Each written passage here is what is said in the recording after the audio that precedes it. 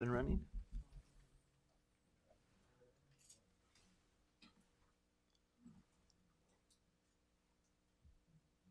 Great, thank you. We've just ended the public comment portion of the meeting tonight, and moving on to our recognitions. We have with us Mr. Fritz Killian of our athletic department to present the Scholar Athletes recognition. This is for the winter sports, is that right?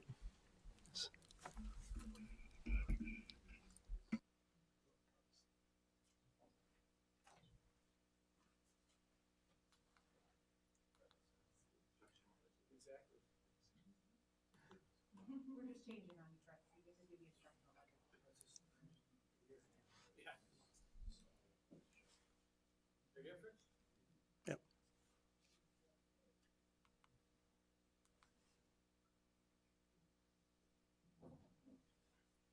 Yep, perfect.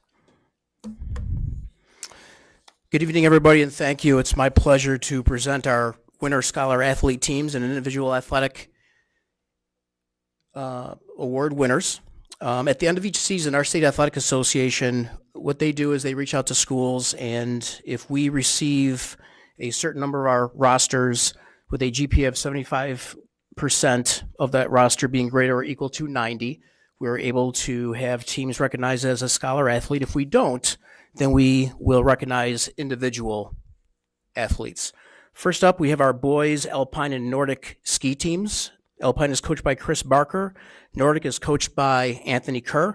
And special congratulations to Ryan Kane, who is a second team All-County, Braden Peony, who is Nordic, second team All-County, and Mike Stevens as a state qualifier in the Public High School Athletic Alpine Ski Championships. Kudos to the boys Alpine and Nordic ski programs. On to our girls. Those are also coached by Chris Barker on the Alpine ski side and Anthony Kerr on our Nordic ski side.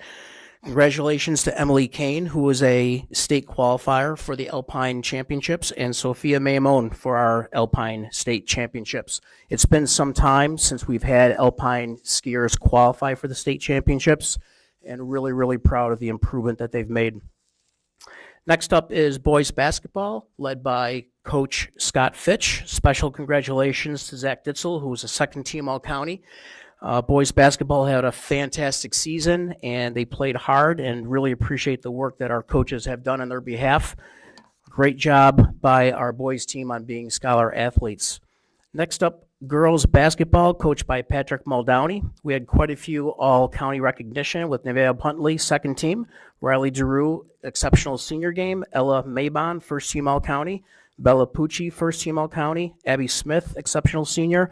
And the girls, their team, they lost in the AA Section 5 championship. Quite an accomplishment. They were state ranked 20th, and Coach Muldowney was our Monroe County Coach of the Year. Special congratulations to our girls program. Moving on to our boys program, coached by Rob Wrights and Jamie Maskley. Our boys came in second in the Section 5 championships. Nathan Arcero was first team All-County, so was Kyler Ferguson. Braden Maskley was a member of the composite team, and he was able to participate in the state championships. He was also a first team All-County. Aaron Maroney was also on the composite team along with Braden, and Owen Murphy was a first team All-County selection. Congratulations to our boys. On the girls' side, also coached by Rob Wrights and Jamie Maskley, the girls were Section 5 Class A champions. Congratulations to Mackenzie Smolnick, who was a member of the Section 5 girls state composite team competing in the state championships with the boys. And she was also a first team All-County selection along with Raina Roos. Congratulations to our girls and for winning the Section 5 championship. Next up was winter cheerleading, coached by Elaine McGurk. Special congratulations to Delaney Broomfield, who was first team All-County, Emma Daniels, who was second team All-County, Lindsay Fox, a second team All-County, and Megan Johnson was a first team All-County. The girls were Monroe County Division I champions and were also Section 5 champions and finished 5th place at states. Coach McGurk would not want this recognition, but she was also named Coach of the Year by her peers. Next up, boys ice hockey. Coach Chris Moretter led the team. Although in terms of wins and losses, The team had a season where they may have not done as well as they are used to, but they really played hard. Fantastic improvement. They were a young team, and we're really looking forward to seeing them in the future. Boys indoor track, coached by Sean Van Laken. John Farrell was a Class A 3,200 meter champion. He was also a state team qualifier, first team All-County. Jack Kelly, second team. Colin Lesher, second team. Harrison Lutzer was first team. Jacob Pesaluga was second team. And Ben Schwab was a second team All-County. Congratulations to our boys team. Also, our girls indoor team, also coached by Coach Sean Van Laken. Jillian Embler was a second team All-County. Emma Blodgett, second team All-County. And Zoe Marcus was a state team qualifier. She was also second team All-County. Really proud of our indoor track team, especially this winter with the facilities, the limited facilities that they had, and they really performed very, very well. They showed a lot of grit. Congratulations to our indoor track team. Boys swimming and diving, coached by Mike Kennedy. Congratulations to our first team All-County athletes, Chris Kerrigan, Josh Davis, Matt Lindquist, Emmett Lynch, Tyler Miller, Alex Palmer, Logan Prosser, Ryan Stafford, Will Terry, and Miles Vasta. They did a fantastic job. Our second teamers, Andrew Pawlowski, Jake Thompson, Lucas Weiner, and state qualifiers, you can see at the bottom. We had quite a few representing us at states, and Miles Fasta was a Section 5 champion in the 100 backstroke. Mike Kennedy was named Coach of the Year, and he was selected by his peers within the swimming coaching community. And we also took second in the Section 5 championships. Next up for wrestling, which was coached by Bob Rao. You can see our honorable mention All-County selections on the sheet. First team All-County, congratulations to Noah Buys, Jeff Craddock, Grady McElveny, Logan Palmieri, Phil Provenzano, and Brady Unger. We also had numerous athletes place at the Super Sectionals. Brady Unger was a third place at the New York State Championship. Congratulations to our entire team. They were Section 5 team dual meet champions and also won the Division I Monroe County Championship. They were also ranked 6th in the New York State final rankings. And Bob Rao, I was really happy to be with him Friday as he was recognized by our wrestling officials as their Section 5 Coach of the Year. So that was our winter team and individual scholar athlete recognition. Really proud of our student athletes this winter. And I can't thank enough the support from the Board of Education, District Office, and our Superintendent, Brett Provenzano, as well as the community, our families, and our student athletes.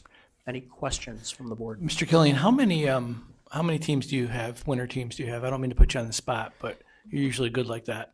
Yeah, I believe we have overall 36. 36, but the actual sports, there's 12 different sports.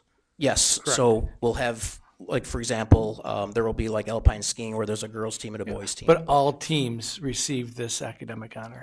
That is correct. Yeah. So 75% of the team had a GPA average of 90%. Yep, except wrestling where we had individuals, so they did not make it as a team, but we did have individuals Excellent. make it. Yep. Thank you. Yep. Thanks. 182, though, if my math was right along the line, so that's an impressive number. Yes. Students. Credit to our community and families. Yep, and a lot of work. I recall pointed out to my own children, like, when during their sports season. So it's amazing what being busy can do for you. Thank you, Fritz. Great. Sorry, getting back to the agenda. Right, take us to a bright spot. So we've had a number of bright spots. These bright spots, we'll be talking more about them, especially as we move through budget season. They're located on our district website, but it actually just celebrates our programming and our commitment to our students and the great things that they do. This bright spot this month is on sustainability. Let me see if I can get that going.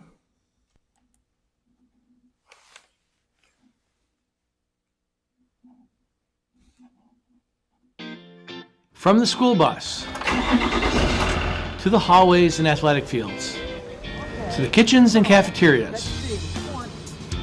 Throughout our Fairport schools, you'll find people dedicated to sustainable practices.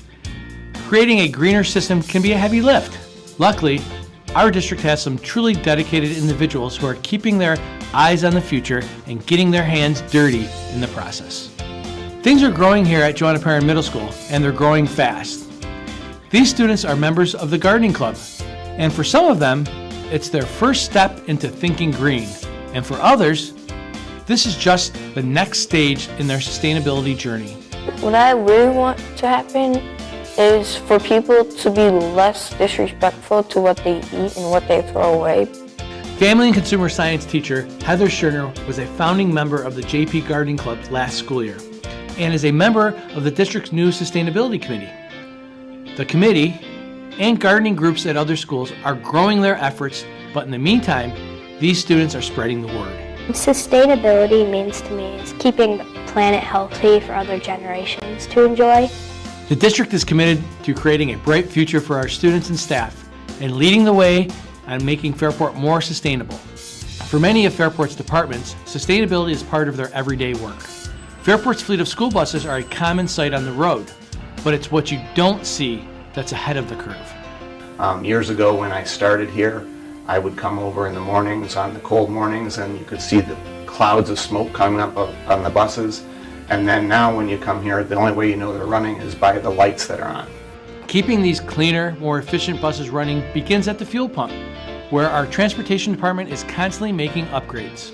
Well, we always use ultra-low sulfur fuel, which gives us the best emissions possible.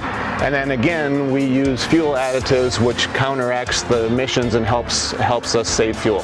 When students step off the bus and into school, one of the very first things they see is another hidden gem in Fairport sustainability efforts. Terrazzo is a very durable, sustainable product in that it will literally last generations.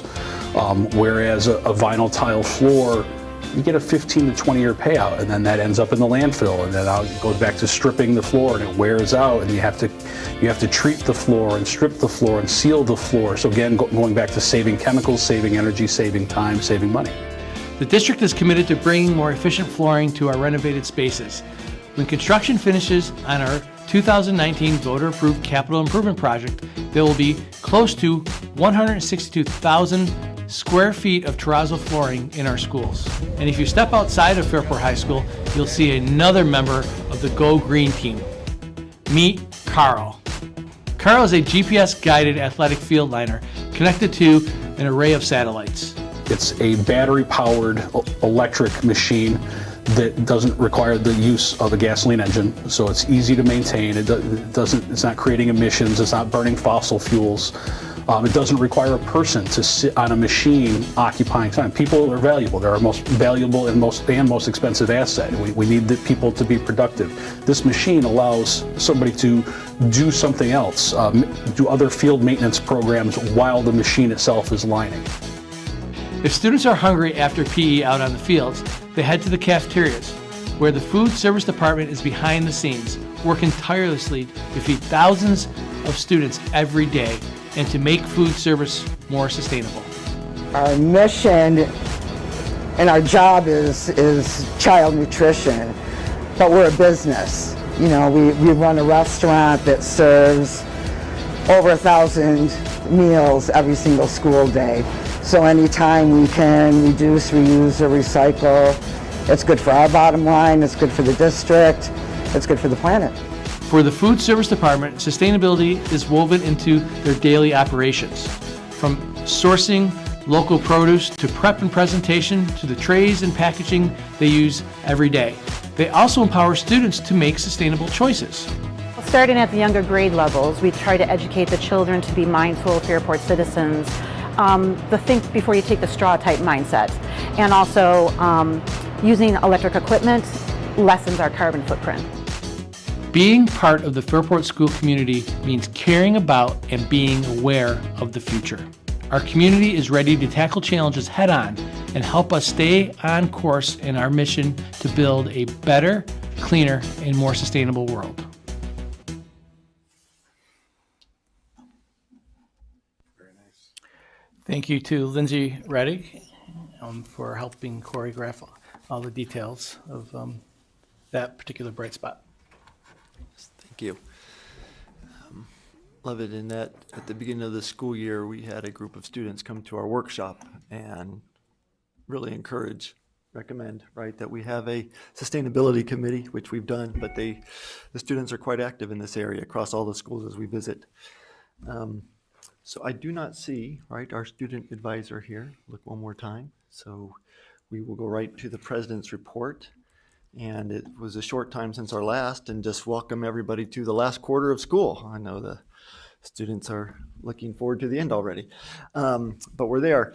This month is Ramadan, so I just want to wish those of the Muslim faith well in their observance, and recognize it can be challenging for students and some of the observance of Ramadan. And then for our staff and students who are Christian faithful, this is Holy Week, and hope that they're able to enjoy that and enjoy Easter this weekend. And to all of our staff and students, so we wish you all the best of rejuvenating during spring break of next week. I did want to point out, I think it's exciting, hope it's not too inappropriate, the Coffee House concert tomorrow, right? That's a new club here at the high school. And they are doing their first fundraising concert tomorrow here at the high school. Do we know what room that's in yet? I didn't have that. I don't have it yet. Okay, I could ask. But. Here at the high school, tomorrow, 6 p.m., anybody's interested, a variety of musical presentations that are led by students, a student-led club. So I'm looking forward to attending that myself. But others who like to come, don't know how well the word's getting out. Wanted to open up to anybody's attending here of the Monroe County School Board, various committees. I did attend the labor relations, and just in terms of what topics that were covered, I think I sent out notes, I can't remember, but just talking about the 3028 procedures, which are staff type disciplines when they're needed, and the types of requirements under different situations. Those are all the steps we have to follow. So it was a good refresher and reminder to make sure we stay on track for that, but that was done at the Monroe County level. Other meetings, anybody want to, not that we have very many people here, but. I went to the legislative meeting. It was brief this month, and basically we are trying to get some scheduled meetings with our legislators so that we can ask them some questions and give them our ideas on advocacy, the budget. We've canceled our trip to Albany, of course, this year, and the budget was pretty well set already, so there wasn't much to advocate for there. But we will go meet with them, because it's always good to keep in touch with them, let them see us, know that we're still there, we're still advocating, and so I'm waiting for a list to come out of who will set appointments with us. Great, thank you for attending the legislative committee. Any others? We had finance and audit, and mainly focused on the budget presentation we'll talk about, and then we're going to also talk about the first responder tax exemption later in the agenda. The other thing I did want to give a shout out to the PTA over at Dudley and Northside. I was able to go help out with the Scholastic Book Fair, which, I think we all remember the high of a Scholastic Book Fair in childhood and going into the library. But what I didn't realize, I thought this was a fundraiser for the PTA. It's not. They take everything they earn on that and turn it around for the next year to buy every kid a book. So all of those hours, none of it's going for their fundraising goals. It's all to turn around and give each kid a book the next year. So top-notch, outstanding work, and we're very grateful to them. All these years, I didn't know that's what happened. I thought. I know. Thank you. Did anybody here attend? I wasn't able to make the Minerva DeLand visit. Did anybody attend that and give an update on that visit last month? Well, I've hopefully recruited 2 potential teachers out of the 4 students that were talking to us. They were exceptional, and 2 of them expressed interest in education, so hopefully they will pursue that. But it was just wonderful. We were able to sit down with the 4 of them and hear how it's going, how their transition into high school has particularly been impacted, being full-time this year. And then they took us around to their different classes and, shared all of the insights in their life and all the interesting things they get to do in their classwork. It was a great visit. Yeah, and they really talked to us a great deal. It was very, very interesting and informative, and it made me realize we really should meet with students more often to listen, because they have a lot to tell us. And all of it was very good. They really gave us some good information that was beneficial to us. And if I know you all, and I think I do, you give them plenty of opportunity to say what's not good, right? To just try and be open and honest about it. So They can tell us anything. And they did say they felt it was a safe space to talk to us frankly, so I think they would have told us good, bad, and otherwise if they had, whatever they had to say. But they did give us some very good information, which I won't talk about because it was a safe space for them to Right. speak. Very good. That's all I have for the President's report this month, and I'll turn time over to our superintendent for his report. Can't see anything. Would you like to borrow my glasses? I know. You don't want to see that. So I first off want to say thank you. Thank you to staff members who are here, community members, parents, for being here tonight. It's been an incredible last couple of weeks. So much activity, so many things to celebrate. You know, our staff on Friday had a superintendent's conference day where they were engaged and focused on their work. Students enjoyed the day and the long weekend, and I'm sure parents did as well. But our staff has been incredibly dedicated and committed to moving our work forward together and learning along the way. It's a well-deserved spring break that's coming. So to everybody out there, thank you. To our Board of Education, thank you very much. You know, the reason why the legislative meeting was so short was because there wasn't a budget, right? The budget came this past weekend, and thank you to Mr. Stevens and his team for crunching numbers and making sure that our budget is balanced, and we'll be sharing that tonight on the three-part budget. But there were parts of this executive budget that we're still learning about because it did come this weekend at the last minute, which is great and fine. But the foundation aid, and that's a great portion of our budget, or from the state, is received to the foundation aid. We did receive an extra $2.45 million, a little bit lower than we anticipated, but that's because our enrollment numbers got squared away. But you know, that's been a help, and you'll see how that's been a help as we present the budget this evening, and how that helps us continue to meet the expectations of our board and our community. Other pieces of this budget included recover from COVID school program. Again, we're still trying to learn about it, but you know, what can we maximize with, you know, state dollars, federal dollars to support summer programming, social emotional well-being of our students, making sure that we're supporting learning recovery and enrichment opportunities. I think that's in that package. We'll learn about that. I know the board is very interested in the pre-kindergarten grants that are out there. There's more money may be allocated. Again, that will come in time, the nuances of how that translates from a fiscal standpoint.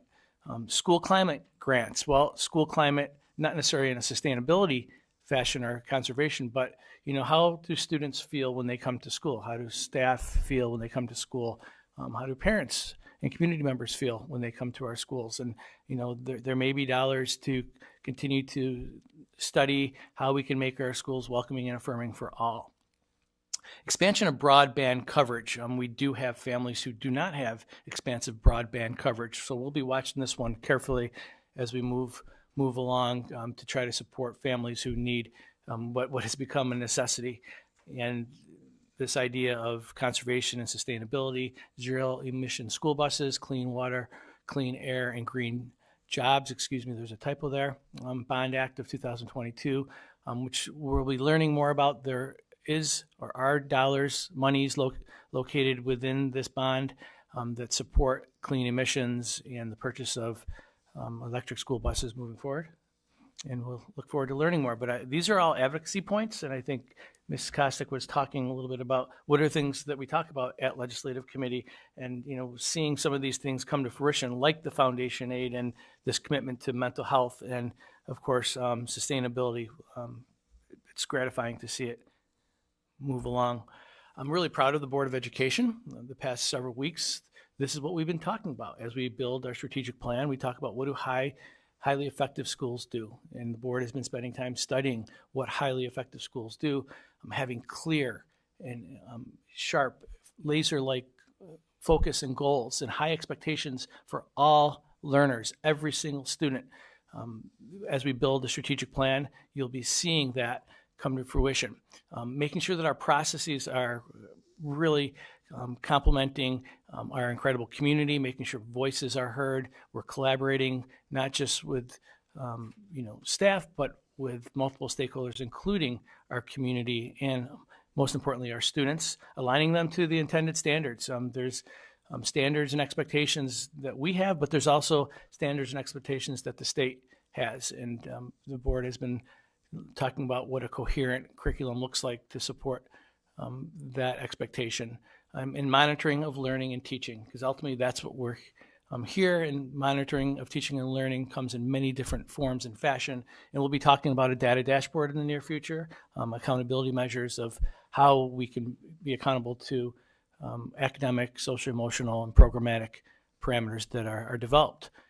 But you can't do all that without supports, and making sure that we have the right plans in place to implement and really have a high-quality strategic plan that measures progress, supports learning environments, engages our community. That's part of our strategic planning moving forward. And it starts with leadership, and the leadership from our Board of Education, leadership in our school buildings, from our administrators and our teacher leaders. We really appreciate all of the collaboration and look forward to the next several months where we'll be bringing our new rebooted strategic plan forward. Thank you. Thank you. Strategic plan finalized and put into action. Thank you. So that takes us to our treasure and investment update by Mr. Stevens, our Assistant Superintendent for Business.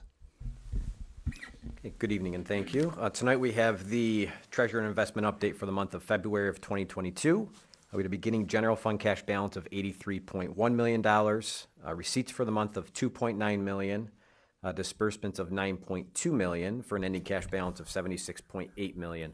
Of the 76.8, approximately 73.2 million is invested in a mix of money market, insured cash sweep, and CDARS accounts. As it relates to the revenues and expenses year to date compared to last year, fairly right on track in terms of each piece. Majority of the revenue coming from the taxes and portions of the state aid, as well as sales tax. That's what you'll see up in the revenues for the month of February, the 1.9 million, primarily related to sales tax for the month of February from the county, and expenses about 73.4 million through February. And that's the report for the month of February.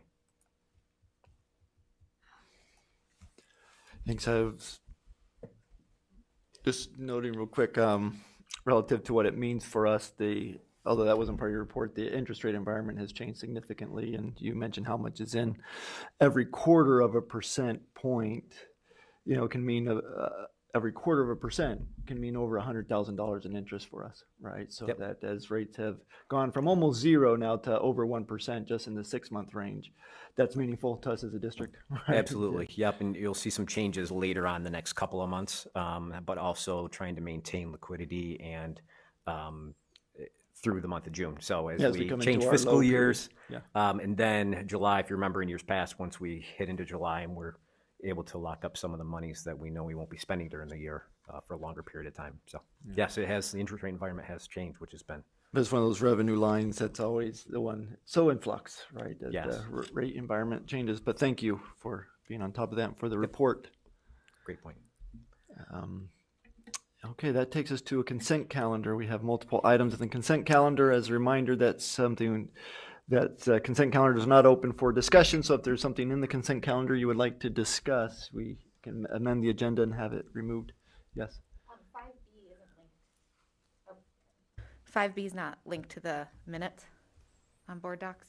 They're missing, aren't they? They were there earlier, weren't they not? So if we just want to move them to May. That's perfect. Okay. Does that need to be done officially by motion? I think so. I make a motion to move 5B. I'll second that since we're missing the minutes themselves, right? They had been there earlier. All in favor of that amending the consent calendar? Very good. A motion to approve the consent calendar as amended. So moved. Mary Caitlin, second. Joyce. All in favor? 4-0. Great.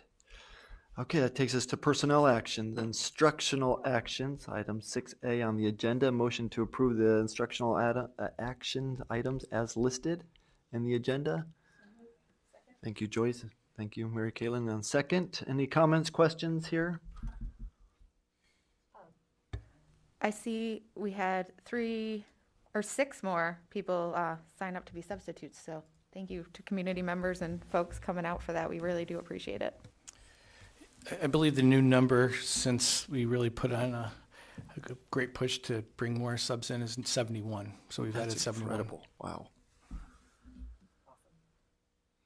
Yes, and we feel the edge taken off because of that.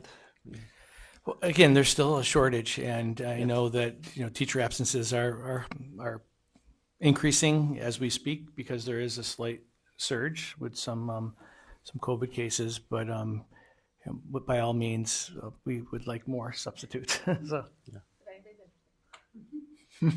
There's always an edge.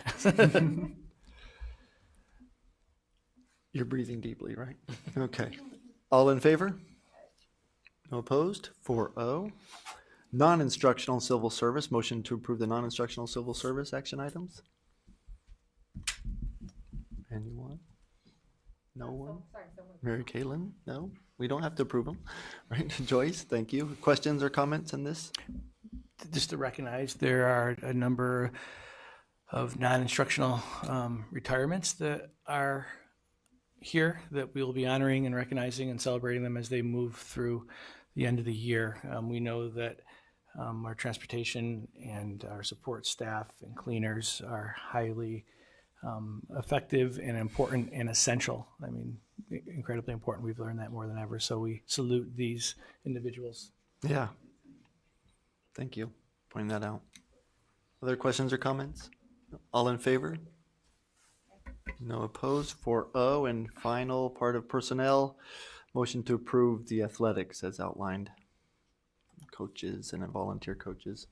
Mary Caitlin, thank you. Joyce, second. Any questions, comments here? No? All in favor? 4-0. Thank you. That takes us to our presentation. So we have the capital improvement project. Is that ready to be displayed? And we'll invite our friends from campus construction, right? Just make sure the microphone's on, the green light. Kevin.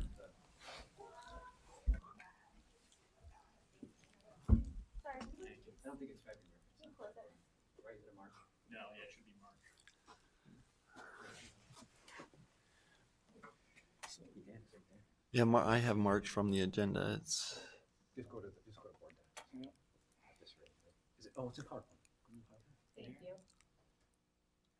There you go. Thank you. Well, you got to get a new guy to do this. All right. Good evening. See you sweat there for a second. Sorry about that. I apologize. That's right. Go back. Thank you, Mr. Stephen. So tonight's presentation, we'll take a look at the construction progress here at the high school. We do have a couple of new slides in there to give a quick update on the other projects, high school finishes, Phase 1B, and then the smart bonds.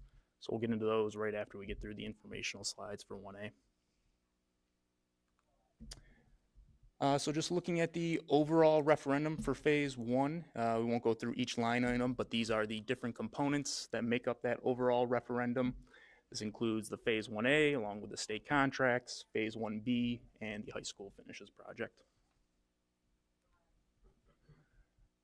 So looking into the financials a little bit deeper here, through the month of March, the district has approved just over $519,000 in change orders, leaving us $2.9 million left in the contingency, and we're currently tracking just over $271,000. If we're at about 40% complete on the project, does that still feel like a good buffer? Are we still in a good spot? We're still in a very good spot financially, considering we've made our way through the cafeteria now. We're really putting that together with finishes. Most of the second floor, we're still making our way through, but it was really that cafeteria and the multi-purpose field with getting out of the ground there, making sure we didn't run into any huge unforeseen. So we are still in a very good spot financially. So looking ahead over here at the high school, work going on in the buildings, starting in the kitchen cafeteria. We're going to be completing the kitchen quarry tile work along with installation of the dishwasher and then flooring in the faculty lounge. Moving up to the second floor classrooms, we're lining up completion of the casework along with all of the chemistry room equipment, and then we'll be completing final cleaning as we prepare to turn those over. And then at the multi-purpose field, our site contractors continuing on with the concrete curbing and fencing installation. So looking at the high school finishes project, this was bid on January 24th. It was a single prime contract awarded to Massa Construction. And again, the scope of work for this project was really focused around finishes, mainly terrazzo flooring, wall tile, and lockers. So on the left-hand side of the screen, that is the first floor of the high school, where we will be installing terrazzo in the cafeteria, along with the hallway, wall tile, and lockers. And then on the right side, that is the second floor classroom, where we're currently renovating all of the science rooms. We'll be redoing that hallway with new terrazzo flooring. Kelly, I just want to interrupt you. I don't want to gloss over this, but you're moving ahead at an incredible schedule. We're giving classrooms back to staff. You're able to get science classrooms up and running and start the renovation of other classrooms, so we could be hitting the ground running when it comes to the fall. Correct, yep. We've revamped our phasing up on the second floor to accommodate that. If you see at the bottom left-hand side there, the schedule for that second floor and the first floor, really targeting to get all of those rooms wrapped up so that final summer of 23 we'll be able to go through there and do that hallway terrazzo. It's a big deal. It's a big deal, and I appreciate, you know, the coordination, many moving parts, and it's just amazing to see it come. I just wanted to highlight that, so thank you. Thank you. And then switching over to phase 1B. This one includes work at 7 buildings here at the district. And again, just going over kind of the broad strokes of the scopes here. A lot of boiler work at all the buildings with the exception of Brooks Hill. Security improvements around the buildings, secure entrance work, some main office renovations as well. Jefferson Ave has the majority of the site work with the bus loop reconstruction and playground relocation. And we'll be starting a couple of those areas this month. We've been meeting with the building principals behind the scenes to see what areas we can get into, what swing space is available for us to continue work through the school year. So for example, over at Martha Brown, we'll be starting some minor work in the maintenance room. Over at Joanna Paring, we'll begin the renovation work in the nurse's office. And then at Brooks Hill, we'll be starting toilet renovations. Oh, I'm sorry. Jefferson Ave will be starting toilet renovations as well up on the second floor. I wasn't here last month. We had a family illness, but we had visited Jefferson Ave, and I don't know if you guys had talked, Joyce, about the playground and the kids. The current playground is not wheelchair accessible, and so they've been pushing to get this fixed so all the kids could be included. But Mr. Turner was sharing with us that the students have started planning other activities so that their classmates could be included. So they'll all come off the playground and they'll bring out like bubbles and different games and stuff so that if there's a classmate who can't come onto the playground, they'll do that. So I am just so excited to get that playground out there so they can all get on there together. Yeah, I liked how, you know, everybody responds, but if Mr. Smith was here, he would be able to speak to the specifics on how we are improving that area. Yeah. And he's done a wonderful job working with Mr. Charno and the teachers who came forward and were advocating for the students. So again, a great team effort, and we're looking forward to squaring that away for our kiddos. It'll be awesome. Yep. Thank you for bringing that up. And then last but not least, the Smart Schools project. So this is another project that is just about, or district-wide. It's broken up into 2 phases. So the first phase, starting right now, includes Balmer Building, District Office, and then the elementary buildings. We're anticipating completion of that around the fall of 22. And then about a year from now, we'll be beginning the phase 2 portion of that project, which is all the other buildings, high school, Minerva DeLand, JP, Martha Brown, and transportation. And this project includes a lot of security infrastructure, conversion of the old access control into the new system, security cameras,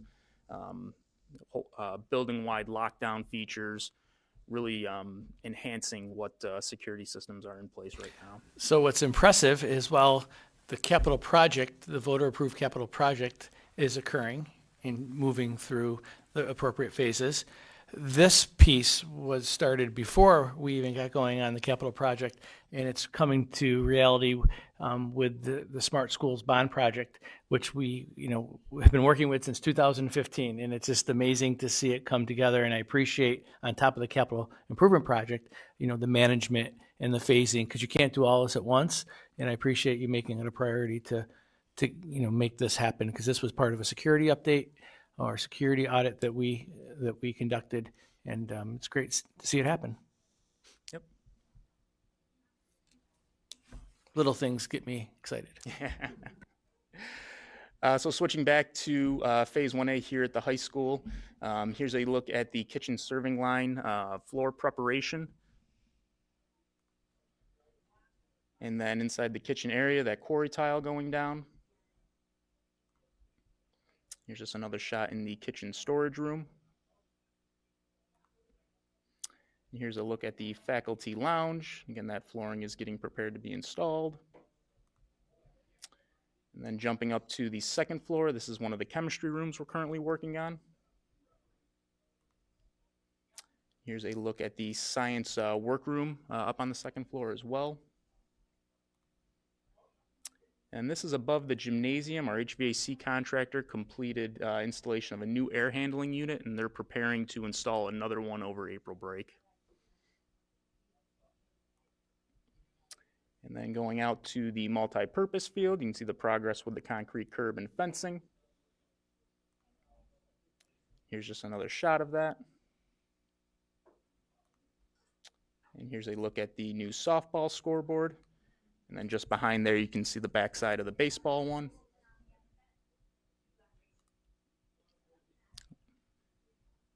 And here's our time lapse.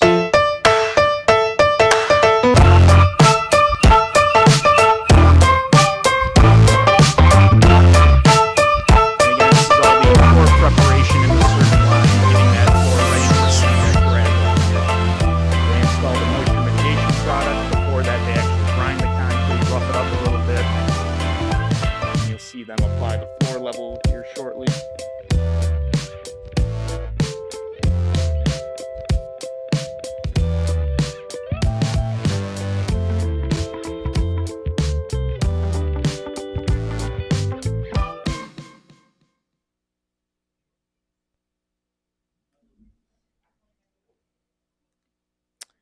And then here's the multi-purpose field time lapse.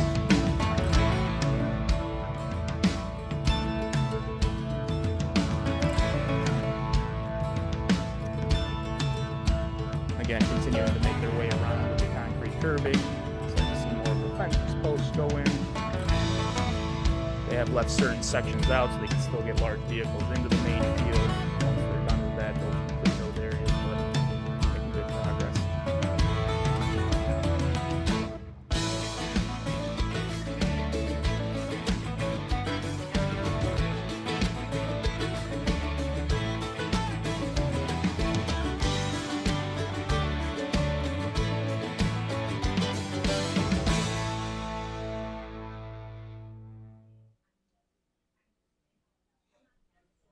See the clouds?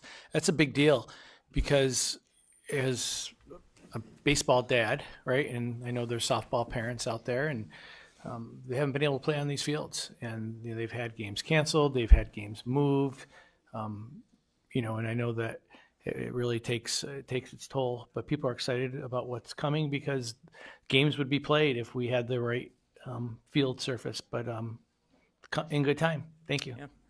Sorry, quick question. So I know moisture is one of our concerns out there. Is that, it looks wet to me. Is it in a good place? Like, is it mitigated, and this is just normal March? Normal March for this weather, yeah. Our site contractor, most of last week was not on site, just with the ground getting wetter, needed a little bit to dry up there, but no concerns with anything. Pulling and puddling and, No. not needing to come in and re-excavate. No, nothing to that sort. The math worked.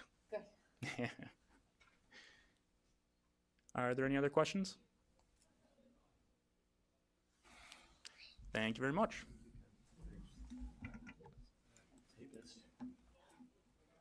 Budget presentation for the 2022-2023 school year. Mr. Stevens and Mr. Provenzano, yes, both of you? So this is the three-part budget, and before we get going, I just want to have us focus on what's at stake, right? We really try to do a lot and talk about the value of our schools.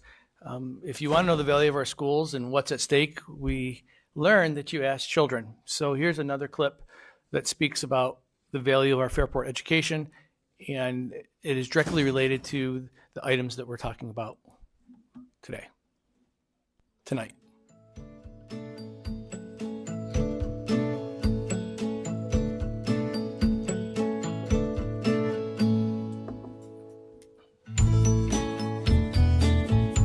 My favorite part about being a student at Fairport is I get to learn things in creative ways.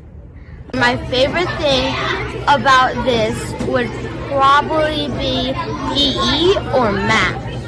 That I get to meet new friends. We have a lot of really unique electives at the high school and Minerva DeLand, which is like really nice, and you can get a lot of fancy experiences. We love Jefferson Avenue! Now, as soon as I come here, I, for some reason, gain more friends and have more people I can trust. I love seeing my friends every day. I love to learn new things.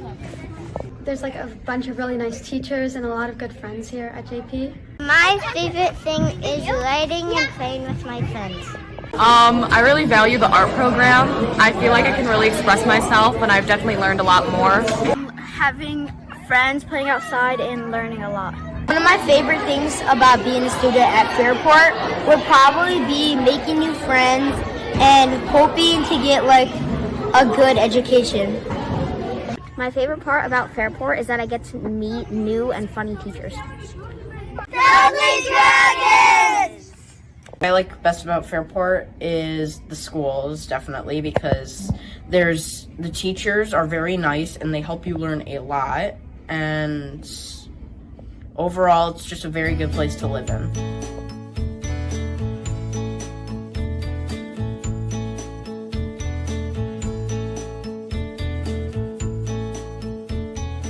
Our students tell it best, and I'm really proud to be a part of this budget presentation and share what exactly is at stake. And I'm trying to put pictures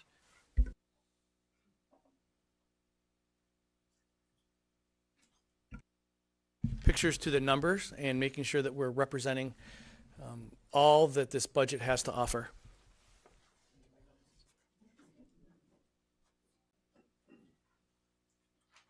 Here are the budget goals. We've spoke to these budget goals throughout the school year, and it started in July through the summer. It's highly focused on prioritizing an equitable and inclusive whole child education for each and every child, fiscal sustainability, making sure that we can always guarantee our programming year after year. And that's the challenging part sometimes, because sometimes people want it all right now, and sometimes it doesn't meet every single person's need.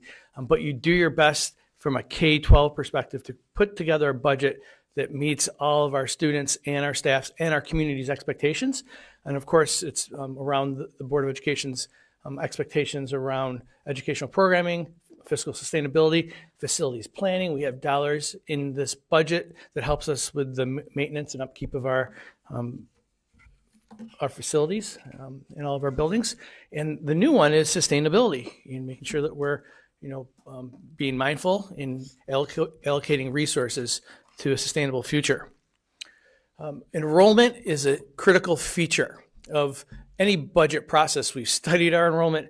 We've had multiple enrollment studies over the past several years. We are making sure that we budget with enrollment in mind into the future. And you can see that over the years, our total numbers have decreased. They're starting to level out, and we'll see that leveling out We're still the largest high school in Monroe County. We still offer an incredibly expansive program. We have a palpable spirit that is second to none, but it's not a graduation class of 700 or 600 or 500 anymore. We're going to be between 420 and 450 moving along the next several years, and that's part of our future planning. And our class sizes are an expectation of our community, and we do our best to provide class sizes, particularly in the K2, 3, 5 area, where we can develop connections, especially coming off a pandemic. Students have a range of needs, families have a range of needs. We want to make sure that we put our staff in positions to connect with children, and we feel that these class sizes meet those expectations. You will see us doing extensive position analysis in this budget. You'll see a decrease in sections. I think that equates to 8 sections, and that's because of declining enrollment. But we did repurpose, which we'll be talking a little bit about how that impacts our budget and programming. In secondary, you'll see class sizes between 23 and 26 and 24 and 27 in the upper grades. There are anomalies when you'll see an art class, a technology class, where we need to consider smaller class sizes, capstone classes to meet the unique needs of programming for individual students. Sometimes there's safety and space limitations as well. This budget looks at, for the elementary, minus 8 full-time equivalents. And that's as a result of enrollment. And you'll also see that we are going to be repurposing staff, okay, to support a new master schedule at the elementary. We'll be repurposing some of those 8 FTE to enrichment specialists at the elementary, so all students can receive enrichment in K-5, which is very important. It gives our students an opportunity to not only have enrichment, but to have an activity period and a what I need period. So we're excited about repurposing staff to meet the needs of our students, so we could give them a more robust and more meaningful opportunity at the very important K-5 areas. Secondary, you'll see that we will be asking to approve a budget that has a building level administrator for Minerva DeLand. Again, a few years back, we couldn't predict the pandemic. We do have needs at that building. We have students and families who could use the support of an administrator. So we're happy to serve that and to adjust and add a 1.0 FTE if the community approves this budget. Part of the 3-part budget, program, administrative, and capital, there's employee benefits. You'll see that in each one of the categories, you'll see the employee benefits line, and it speaks to the ERS employer contribution rate and the TRS employer contribution rate. ERS, those are our non-certificated employees. Those are civil service employees. Those are over 500 staff members, including sentries, secretaries, B&G, our technicians to support our technology. It's a significant amount of our staff, like I said, over 500. That is employer contribution rate is estimated to decrease from an average of 16.2 to 11.6. Again, the state sets these numbers, and it's based upon a percentage of our current salaries. So that's good. You can see a decrease, but you're also seeing the TRS. That's our certificated staff. That's our professional certified educators, administrators, and teachers. That rate increased from 9.8 to 10.29. It's sort of like the cost of doing business. It's baked into how we provide benefits, including health, dental, workman's compensation, and other benefits like FICA Med, life insurance, unemployment, disability, etc. These are our obligations. The first part is the program budget. This is 76% of our budget. That was the video, right? All the programming, the arts, the opportunities to meet friends and engage and play interscholastic sports, to take performing arts and challenging programming. You'll see that there has been an increase in certain areas 4.23% overall, but staff development, that speaks to our commitment to making sure that our staff has the right resources to be successful. We see changing needs. We see us being able to serve more students with a range of needs. Our staff needs high quality professional development. We'll be providing learning paths for our educators, and that will be the reason why there's a slight increase in that budget line. You'll see special programs, 4%. Now, special programs is huge, right? What is a special program? Those are the electives that you see in the top right-hand corner. You have business, technology, art, family and consumer science. You'll see occupational education. We just had a little bump there where we're budgeting now for 92 students. It was 72 at one point, but as students are coming back from the pandemic, you are seeing that they're looking to get credit, making sure that they graduate on time, and we're pleased and honored to be providing these services for our students. Again, those are just snippets of how we are able to do the things that we're obligated and honored to serve. And you'll see general education, again, 1.47% increase, but that helps us with the elementary master schedule, the elementary class sizes, health at the elementary, middle, and high school. Again, I think we take it for granted because it's what we do, but we give health to all of our students at all of our grade levels. And we don't have to, but the board prioritizes it, the community prioritizes it, and it helps support our students' growth and nurturing through the years. Again, that's what's at stake here when we talk about the budget. We talk about our robust elective programs. We offer up to 98 electives in Fairport High School. This does not account for our honors programs or our world language programs.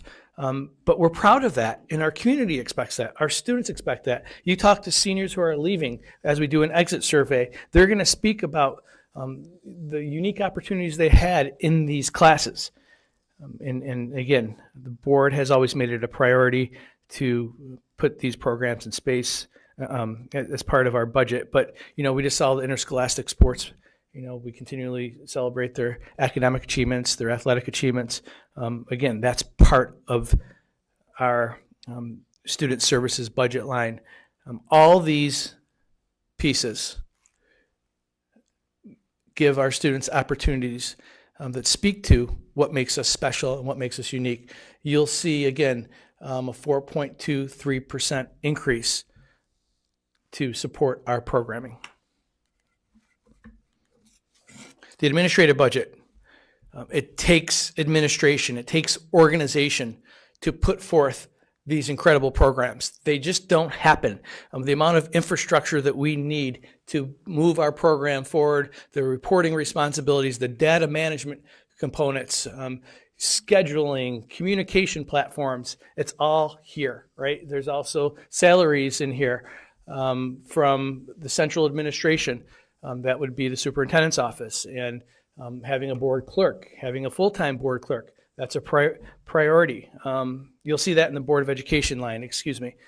That's why there's a 26% increase, because we now have a full-time board clerk. Those are not salaries. You guys are, again, elected, but you volunteer your time as elected officials. The amount of hours that you put in is greatly appreciated, but that line item is for our board clerk position. You'll see a 6.19% increase, wage-related increase in our finance. That's our business office. We have reporting obligations, and again, $144 million budget. You'll see an increase there to make sure that our audits and our responsibilities and our budgeting expectations are met. Other central services, right? Now, we have partners, and I was mentioning them earlier. Again, Parent Square, School Tool, Pick My Kid, Kidco Company. We have partnerships with BOCES, Monroe 1 and Monroe BOCES 2. All right. That's why, again, you'll see increases here of 7.13%, directly related to those responsibilities that we have to support our programming.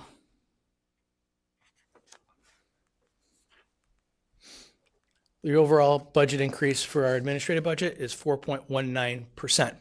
Again, just to summarize, it's worth it. All the programming, all the infrastructure, all the pieces that it takes to organize our programming is seen right here. Capital, costs associated with our schools.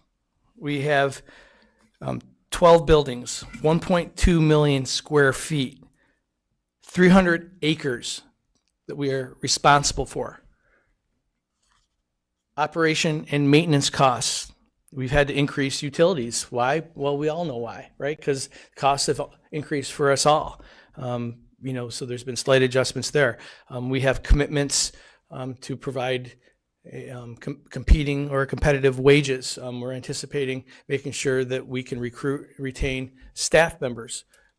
It's all part of the cost of doing business to do the work of the school district. There'll be bus purchases as part of the capital improvement, the capital budget line, transporting, all the students, 5,500 students, private and parochial, which gets us to about 6,000, which again, we have responsibilities to plan, make sure that we have high quality transportation to transport our most important commodity, that's our students. In overall capital, you'll see a 1.56% increase, and you'll see a 14% interfund transfer, debit, service, and capital. That's because that has been retired on past projects. And there's some of our capital, that's where some of our dollars are spent on those individuals who support our boilers, clean our floors, and take care of our grounds.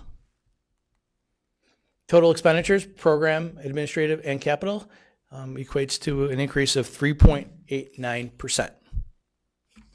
Mr. Stevens is now going to come and speak about the revenue components of our budget. Thank you.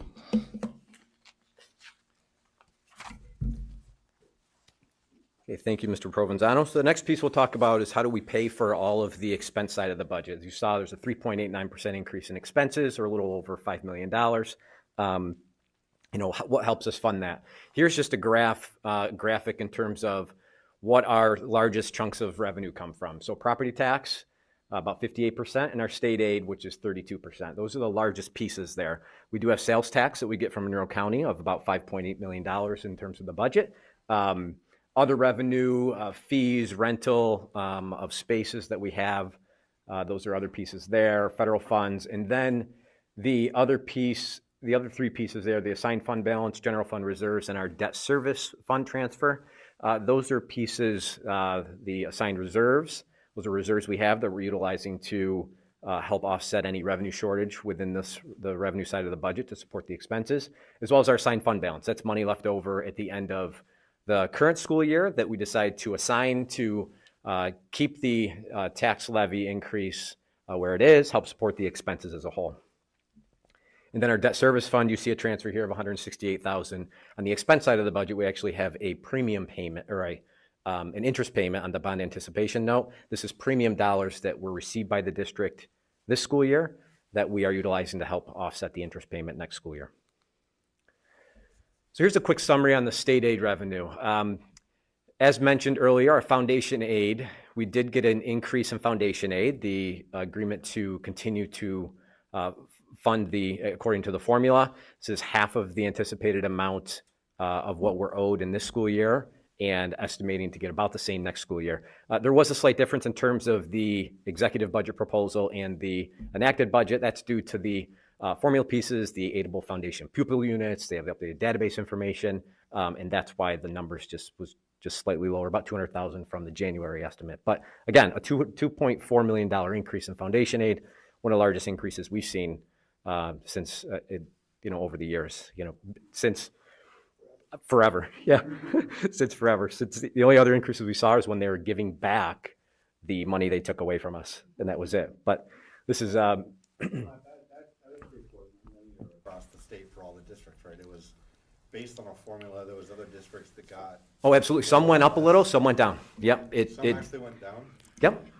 I thought they guaranteed a 3% for everybody. Guaranteed 3%. I'm sorry, went down from the January estimate. Oh. Is what I'm saying. Yeah, not a decrease in foundation aid. Guaranteed the 3% increase, but there was, in terms of the January database to April, the foundation aid that was back in January may have decreased slightly, like for us. Ultimately, the final number came from a formula based on socioeconomic. Multiple different factors. Yep, there's wealth-based factors in there. It's a long, extensive formula used to. Some districts received more than us simply because they needed to catch up faster, right? So it's over a 2-year period of time where they're increasing to get to 100% fully funded. And some districts just locally, got a larger share because they were not receiving it as much as us. But we received $2.45 million, which helped us put this budget together. Yep, and no district received a decrease in aid. They guaranteed a 3% increase in the foundation aid, even if the formula didn't produce that number. So. And just for reference, historical reference, there's been years where we actually do gap elimination. We actually had money taken out. Correct. And then when that gap elimination went away, there were years where our increase was like $45,000. Yep, there was a year where about $40,000 to $50,000 increase. Absolutely, yeah. So this is extremely significant. Helps fund that over $5 million increase on the expense side of the budget. Other pieces related to the formula-based aids, our transportation, BOCES, building aid, our categorical aids, excess cost aids, all based on formula and expense-driven. Formulas still funded according to formulas. No change in terms of how that's being done. And there was just a slight update in terms of, again, the database information that we work with BOCES on. We provide them projections twice a year, and we have an updated number for BOCES aid. So made some updates there as well. But building aid is actually down. It's embedded in there, but corresponding drop in building aid relative to the decrease in our debt service on the expense side of the budget. So those pieces go hand in hand as it relates to our building aid. Our excess cost aids remaining relatively stable overall. That's our aid on students with disabilities that attend BOCES program in district, as well as any private placements. We receive back some aid on those costs. And then our aidable materials, urban, suburban, and tuition aid, just a slight decrease there. And primarily related to our hardware, software, library material, and textbook aid. Those are all based on enrollment figures. So with enrollments dropping, there's always, there's a slight decrease in adjustment to those figures. Overall, though, $2.7 million increase in state aid. Again, extremely large, beneficial overall. And when we see that combined with the property tax side, we can see how the expense side is supported by the revenues. Here's just a little historical information as it relates to our tax levy, budget, and tax rate. You can see over the years the budget increase overall on average 2.5%. And again, a larger increase for 22-23, primarily related to that foundation aid that we're able to have to help support the expense side of the budget, as well as many of the things that Mr. Provenzano mentioned that help support what we do here in Fairport, from program admin and capital expenses. Our tax levy is subject to the tax cap calculation, and for us this year, for 22-23, it's 2.11%. Again, it's capped at, one of the pieces in the formula is capped at CPI. CPI actually this year was much higher than 2%, so there was a 2% cap within the formula. And then along with the exclusions, like our capital expenses, for example, any local share of debt that's not aided, any local share of bus purchases, those all go into the calculation for the tax cap as exclusions that could raise the amount above 2%. But this is still at the tax cap within the levy limit, and still the overall budget will only require greater than a 50% approval rate. And then the tax rate currently is estimated at the same as the tax levy. However, as we get final assessment data in August and the rate set, if the overall tax base increases, the overall assessed value increases, the tax rate increase will actually be less than the levy increase. So those pieces have inverse relationships on the tax rate. Here's the overall revenue, and you can see the property tax levy at 2.11% generates $1.7 million, or $82.8 million. Our pilots, payments in lieu of taxes, those are related to any County of Monroe Industrial Development Agency, as well as Fairport Industrial Development Agency, where there are agreements in place for new build, new work, that have an agreement in terms of what they'll pay for that new construction and new addition. It helps promote work within communities. And yes. And just a reminder to our community, we don't get a seat at that table, No, right? correct. So the town and the county can make agreements with different businesses and accept a certain tax rate, and it directly impacts us, but we don't get to sit at the conversation. Correct. Okay. Yep. Well, they invite us, but we don't get to meet. We don't get to make a decision. vote or Yep. have the. That goes to those. Yeah. Yeah. And the key piece, sometimes they're undeveloped land that's on a tax base, sometimes for $10,000 that we're not getting much of tax revenue on anyway. So in some cases, it does help bring in revenue and helps the overall school budget as a whole. I understand there is a tax break and that does play into it, but it does have a length of time of which then it will go to full assessed value over time. Sales tax and other, again, here, increase in sales tax. With the pandemic, we saw some reductions in sales tax, but not as great as anticipated. We did lower the revenue in years past, but now increasing the revenue back up based on anticipated revenues for sales tax. And then state aid and the assigned fund balance remaining stable at the $4 million, and then our reserves at $2.3 million. And overall, in the revenue side, that same increase in the expense side of $5.4 million or 3.89%. So Matt, holistically, how does the rate of inflation impact the budget from a expenses or revenue perspective? As inflation goes up or down, where do we see the impacts? We see the impact in materials. Some costs can go up as it relates to materials. So you'll see, when I was sharing information on the capital component and operations and management, Mr. Stevens had to increase, some utilities because, of how we were using, heating and cooling or gas lines, et cetera. So, yeah, it's something that, it has to be factored in. Sorry, I was just surprised. I remember that conversation, and I think audit finance, right, that turning over the air as frequently as we try to do with the HEPA filters and everything to keep the safe running 24/7, which we didn't do prior to that, has been expensive on our utility bill. Yes. Beyond what we budgeted this year. Yep, that's correct. Great point. Here's just a summary of how we're utilizing the fund balance and reserves as a whole. Again, as I mentioned, $4 million in the assigned fund balance, and then just a summary of the other pieces are transferred from debt service fund. Then the other items that we're able to utilize for operating expenses, the tax certiorari reserve. So budgeting $20,000 from tax cert reserve. That can help pay off any tax refunds that take place. Typically, those happen in the fall each year during the tax season.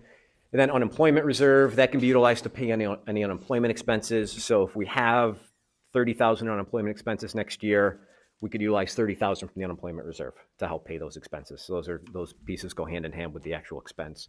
And then the retirement contribution, both the employer retirement system and teacher retirement system, we have budgeted $2.24 million from those reserves, made up of a mix between each of those based on the expenses.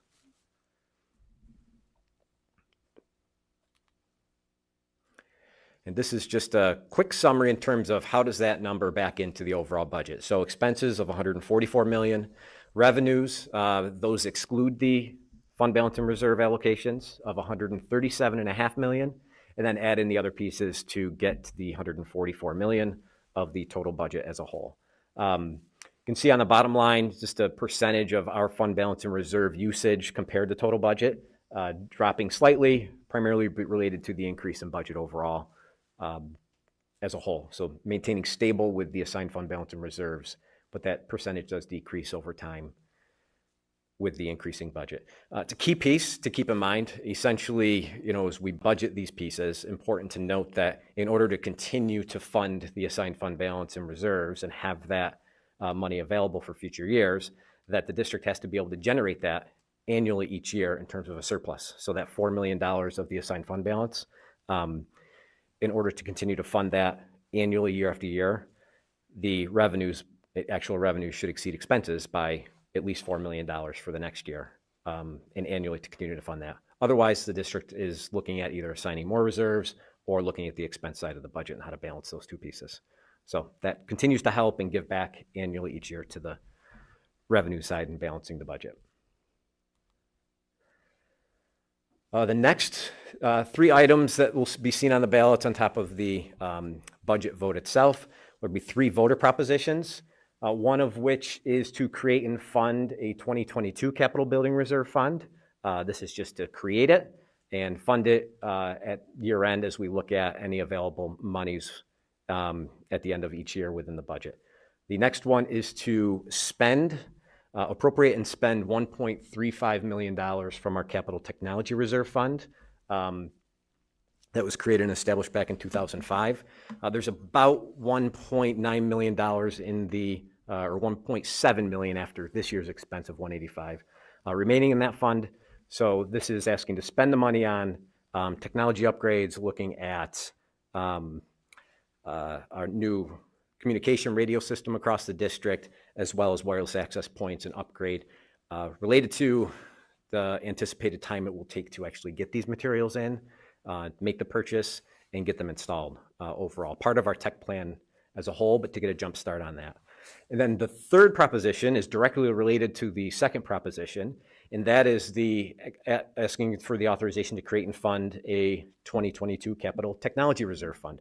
So part of our reserve fund planning that we've talked about in audit and finance is to maintain levels that can help support unexpected expenses, or for example, the time frame that we're running into with the technology purchases, to take the aid we'd receive on the purchase of technology from Proposition 2, making those purchases through BOCES, and fund the reserve if approved and created in Proposition number 3. So to continue to maintain our levels overall with the BOCES aid that we're anticipated to receive on the purchase of the technology.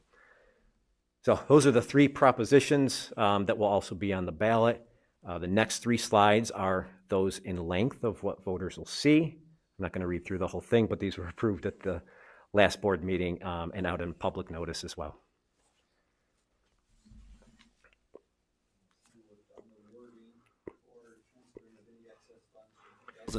Into this Yes. new one, 2022, whatever might be left over. Yep, correct. There is wording in there that any leftover funds could be transferred in following this expense of. Where will these be? On the ballot. Yeah, I know, but will people be able to look at them beforehand and see them beforehand? Oh yeah, their their presentation will be on the website. It'll yes, yep. Because sometimes you get in there and it's like, what is this trying to say? So I mean, this will be available on on the website, and we'll make it accessible through our communications in the future. So not just that part, typically we have a budget packet physical they could pick up. Yep, that will also be created. When will those be available? Gosh, community? those typically are created about 2-3 weeks before the vote, I believe. Okay. And those Yeah, are it's at about a every week before. school, is that right? Where they physically, I think, I'd rather we just do it online, obviously. Yeah, save we the do it paper, online. but- I think we've gone that way as of late, and we do let the schools know where it's available, so that if required, they can print it out and have it available. Right. But we don't print as much of them anymore. Just Yeah, as we used end up to. taking them all back. so. Right, yeah. Make sure. Large reams of paper. And the district sends home a mailing, right, to each community member? There'll be a commentator mailing very soon that will, speak to the budget, speak to what we hope to accomplish, that outlines the essence of our story. That will be definitely well before, hopefully 2 weeks before the actual budget vote on May 17th.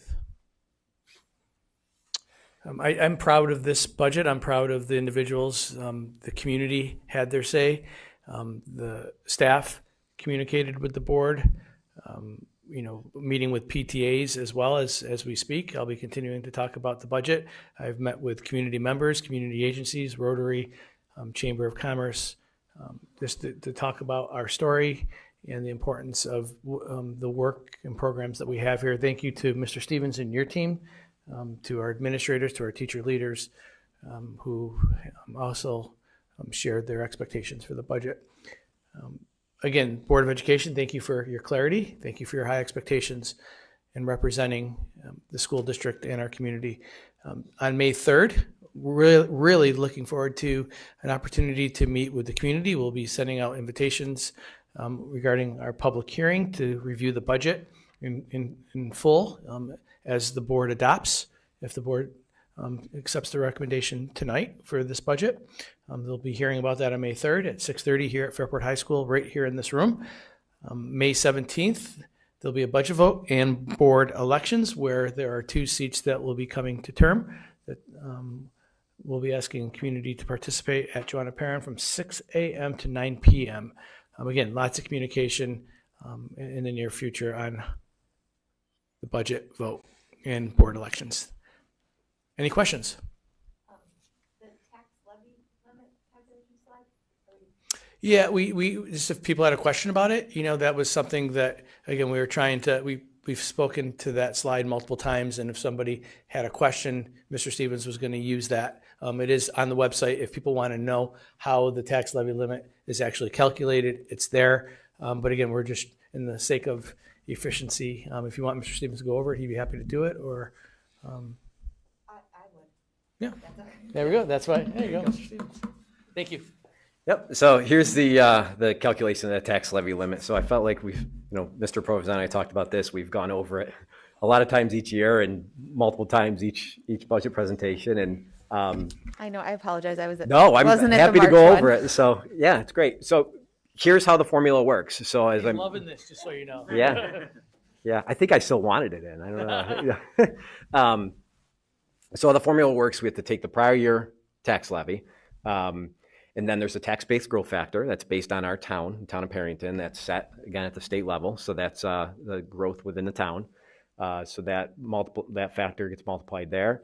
And then pilots in the prior year, which is current year for us, 21-22 school year, those are receivable for us this year, budgeted at $769,000. Less our exemptions from prior year of $1.5 million. So that's our capital, primarily our capital related exemptions. That's the local cost of buses after the expense and the transportation aid, as well as the local share of any of our debt service on our capital projects that were completed and finished over the years. And then the next piece, the allowable levy growth factor, that's the piece that's capped. That's that 2% or CPI cap that we have. So with CPI growth much higher than 2%, it was capped at 2%. We've seen years where that has actually been under 2%. So our growth factor and multiplier there has been in the 1% range in years past. That generates the next figure, and then we have to deduct out our pilots for the 22-23 school year, and then add in our capital levy for the 22-23 school year. So you can see there, if you look at the 1.5 million exemptions in prior year for capital and 1.2 million exemptions in capital for our 22-23 budget, that's where you see that decrease in exemptions. That's related to the debt retirement that we had as a whole that we saw there. And those added together give us the $82.9 million, or the 2.11% growth in the tax cap. So again, you can see within the budget, that's at the tax cap and within the limit. Sure thing. Any other questions regarding the budget? My mic drop. May 3rd, public hearing. May 17th, budget vote and board elections, 6 a.m. to 9 p.m., Joanna Perrin Middle School in the gymnasium. Thank you. Thank you both, Matt and Brett. Okay. Well, we're as whole as we're going to be tonight, right? Erica won't be joining us, but thank you. Glad to have Marty and Brian back. We are to our discussion and some action items where we will have more people voting, but our policy first read. And there were, three policies there. So a motion to approve the first reading of the 3 policies listed. Brian, thank you. Second. Mary Caitlin, thank you. Questions, comments about any of these 3? They were a good read. Who can contact lawyers and political expenditures, blah, blah, right? All good? All in favor? See none opposed, 6-0. We did not have any second read, so that's not on the agenda, but field trip requests. Motion to approve the field trips as listed. Marty, thank you. Second, Joyce. just was commenting a little bit to Brett. We used to receive these in, for those who are new on the board, in the Excel spreadsheet. That's because year after year, we kind of knew what those were, but nobody was sure what field trips we were going to have this year, right when the year started. And so they have been a little bit more piecemeal this year than they had been in times past. But typically it was a longer spreadsheet where we could get them all, not all of them, but it's just the nature of the year as this is unfolded. So it's good to see these coming through though. But all in, any other questions or comments? Just love field trips. Happy to see them back. Yep, that's great. So all in favor? Seeing none opposed, 6-0. And then approving the 2022-23 school budget in the amount of $144 million, and I'd say change, but that's some really good change, $66,754. I'm glad we rounded it not to, have pennies. Thank you. Motion to approve? Second. Mary Caitlin first, Marty second. Questions or comments? We've had the presentation, you've had chances, but here's another opportunity. No, all in favor? 6-0. We have our budget for next year. And then with that, then comes the property tax report card. Motion to approve the report card as attached and available to the public. Motion to approve? So moved. Marty, thank you. Brian, second. Questions or comments about the report card? No? All in favor? 6-0. I see none opposed or abstaining. And then pre-referendum architectural engineering services, looking at our capital improvement project number 2, right? The next large one. So getting us geared up for that. This is what this is for. A motion to approve the execution of this agreement. So moved. Marty, thank you. Joyce, second. Questions or comments about it in terms of what we're engaging them for? No, all in favor? 6-0. And then, as was referred to a little bit earlier by Mary Caitlin, we have discussion. Nothing at this point that we can vote on, so it is just the discussion side, but the volunteer firefighters and ambulance workers potential tax exemption. So Mr. Stevens has done an analysis working with the town of Perrington to get an idea of what that would be. And so we have that, I guess, for discussion and questions, comments. It was reviewed by the Audit Finance Committee and thought that bring it to this whole body so that a month from now we can open up the public comment, which is required, and take action on it then.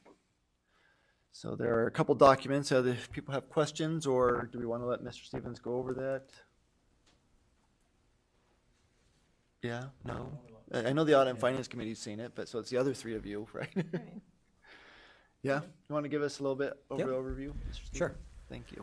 Yeah, so here's a summary based on and it's certain counties. So Monroe County happens to be one of the counties that this exemption does qualify for this exemption. And this is related to our volunteer firefighter and ambulance workers to be able to have certain pieces within the legislation. There's certain pieces within the legislation that an individual would need to qualify for the exemption, but in essence, once qualified, it'd be a 10% exemption within the assessed value of the homes. The sheet you see up here in working with the town of Perrington, so the top portion the town provided, there's about 106 potential exemptions, properties within the town of Perrington and Fairport School District. Total assessed value of $21 million. So at the 10%, it'd be a assessment reduction of about $2.1 million. And then looking at using the 21-22 tax rates of 23-29, it'd be about a redistribution of $49,000 within the overall tax levy, and that gets redistributed out across all properties within Fairport Schools, Town of Perrington, tax base as a whole. So down at the bottom is just, kind of analysis looking at our assessed value within the town, the taxable assessed value of $3.5 billion. If adopted, again, this would be effective. I confirmed and talked with the town assessor in the 23-24 school year. So Mr. Forsgren, you were right on that piece. So confirmed 23-24 if this were adopted by the school board. And using the reduction, assuming that would drop the assessed value down the third line to $3 $3,478,000,000. That would be about a 0.06% change in the tax rate as a whole as it's redistributed across, or $2.84 for a $200,000 home for the entire year. So just a quick analysis on that piece and the redistribution of the $49,000 across the overall tax base. Any questions on the summary or impact? Just to define redistribution, what that means is that the volunteers would have a reduction, and that would have to be made up with the remainder of the tax base. Correct. So the tax base itself Stays the same. The tax base would decrease, the taxable assessment would decrease. Our tax levy as a school district wouldn't change, so we'd still collect the same amount, and it would just be redistributed across the properties that, excuse me, aren't receiving the exemption. Yeah, per year, yeah. Yep, correct. And I thought our discussion at Finance and Audit was really informative, and we talked about, this is meant to hopefully recruit more volunteers as first responders. Particularly, we have a volunteer fire department here in Fairport to incentivize people who might consider, because we are low on those numbers. And Mr. Forsgren made a great point. If we can't incentivize folks for volunteers, we will end up paying for this much more if we have to hire firefighters. So hopefully this is something to, number one, say thank you to those 106 individuals, potential exemptions. And number two, hopefully incentivize and recruit futures, because I think we all would really like a well-trained fire department. And Sure.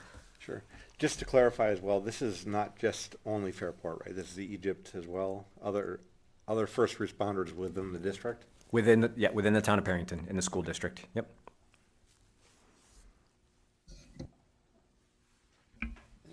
And I think part of the driving, even at the state level, where where this is coming from overall, is the serious decrease in volunteers. So the reality, we are facing the reality that we may have to absorb it on the tax dollars regardless, but it'd probably be then at the town level, right? It would increase in their budget. Obviously, we don't hire fire personnel, right? Not yet.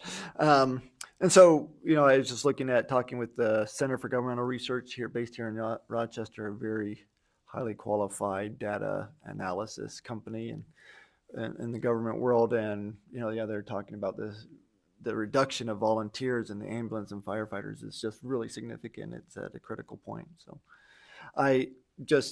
this isn't a vote, but for those who may be watching and wondering where I'm leaning towards it, because overall it does seem to be fairly minimal in terms of per household. A month from now, we will have a public comment period for people to come in and see if they need to persuade otherwise. That's letting people know how I lean. Nobody has to announce that, but that's how I'm leaning based on this analysis and everything. So. I'm in agreement with you. I think it's a small thank you to them for giving their time and efforts and staying ready to come to help us if we need them. Gratefully, I have not needed the fire department. Thankfully, I have, right. however, used the ambulance service, so I certainly favor it. Yeah. Okay. So our business meeting, the 24th, I think May 24th, we'll have a public comment period specific to this topic for those who want to sign up for that. Any other questions or comments? Again, this is open for discussion, nothing to vote here. We'll take a vote next time. Okay. Thank you, Audit and Finance, for processing that. And I know that Mr. Stevens was doing a lot of research on that too. And I know that that's definitely a great community contribution and matter of appreciation. Thank you. Well, that brings us close to the end of our agenda, open for board comments. I like to tease people at this time. I won't necessarily do that. We do not have a purpose for executive session, so you're welcome to pontificate right now if you like a little longer. I, for one, would like to hear how the Martha Brown concert was. Massive kudos to everybody. I can only speak to the sixth grade group, as I only stayed for the sixth grade group, but they were fantastic. I assume 7th and 8th was. Right, 7th and 8th were equally impressive. Excellent. And just such a joyful celebration, with mention made that It's been a long time since we've been able to gather like that, and everybody was really happy to be there. You missed a resounding happy birthday that 7th and 8th sang to the 6th grader. Aw. So it was just a great community event. So I apologize for being late, but well worth the time invested. Wonderful renditions of Hamilton songs tonight too, which made my theater kid heart happy. And so shout out to Mrs. Fabrizi and everyone at the Martha Brown Music Program. I don't know if we talked about our visit to Minerva. Did we talk about that earlier? Just to throw in an extra 2 cents. It's just, kudos to Mr. Monticelli and the staff there and the kids that we talked to. I mean, I know Dr. White and Joyce, you talked about them. Cannot say enough about the kids that we got to meet with and what we learned from them. It was probably one of the most meaningful conversations I've had as a board member, and just to hear their experiences and to hear what life is really like in 9th grade and what they need from us as adults was really, really powerful. Thank you for sharing that. I'm not sure if that makes me feel good or bad. It's the most meaningful conversation you've had. So. Doesn't need to be. Other comments? Last time we were here, we were talking about our wonderful students who led the fundraiser for the American Leukemia and Lymphoma Society. So our 2 Fairport teams were really very successful in their work, and our community supported that, raising over $80,000 just from our 2 Fairport teams. So pretty amazing. Double the goals, right? 20,000 for each group, and right. So between them, they doubled. Yeah. The leader of the team Kroga, Sophie, won Student of the Year, and the leader of the other Fairport team, who were Raiders, the leader of that team won Community Award Leadership for the Raiders and the yard signs. So it was a great Fairport celebration held in Buffalo. Very proud of all our kids. So it's not necessarily, I hope, too inappropriate, because the leader of Team Krogi herself, right, was 50,000. Is that right? 51 of the 80,000. Talk about a fundraiser. Somebody needs to make a note and hire that person in the fundraising realm of not-for-profits, right? So this was all of Western New York, and what they raised was about 250,000 in total. This is all with students. That Kroga was the number 1 team. Number 2 was Brighton, and then number 3 was our second Fairport team. So really, east side of Monroe County was shining, right? Yeah. That's fantastic. Yeah, and we have volunteers from Fairport for next year too. So it'll be back. Great. What a great cause. Thank you. Anything else? No, then I will. Just comment on, we were all there obviously for the workshop, but just public recognition of the work that the Odyssey of the Mind organizations really provide to the students and the adult supervisors, and it's an impressive program and really a huge commitment that the adults make toward that end. Get your chicken dinner on May 17th. That's a good point. Chicken dinner at the election, right? Odyssey of the Mind. And I believe they're collecting bottles. So if you want to reach out to Miss Belwa Pacer here on the board, I think she'll come pick them up. Exactly. Yeah, that's ongoing right now. There'll be plenty of communications in newsletters, website, and social media platforms to get staff and community out. Excuse me. Yeah, they shared with us the cost, right, for each of the events and then registration, but as they go on to states and then world, the cost of sending the students and everything. So yeah, the fundraising's obviously very important to the success that they have. So appreciate the support of the community in all these different ways. Again, 1 year, a total number of all the different fundraisings that's done related to the school district, and I think we would be astounded at its total. But it's wonderful. Okay, then a motion to adjourn. Okay, I was starting to wonder here. That split second. We got a first out of Brian and a second out of Marty. No discussion. All in favor? 6-0. Thank you all. The 2 last people here were the first ones tonight. The rest of you